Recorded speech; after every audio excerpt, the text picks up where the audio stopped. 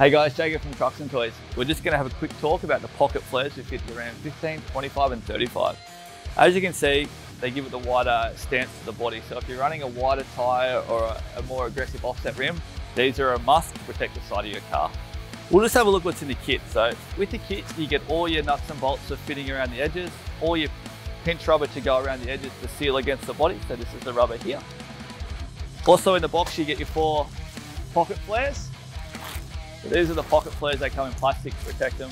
Now these are made out of an ABS black plastic. So it's recommended to get these color coded to the body, or at least if you're gonna run them black, get them sprayed black. This texture does scratch quite easy.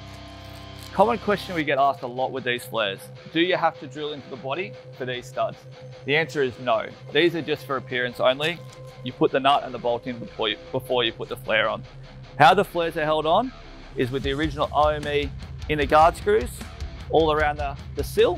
All you do is unbolt them, take your original flare off, and these simply just clamp back on, put the screws back on, and the plastic holds pressure on the guard. If you've got any questions about these pocket flares or anything else we sell, just give us a call.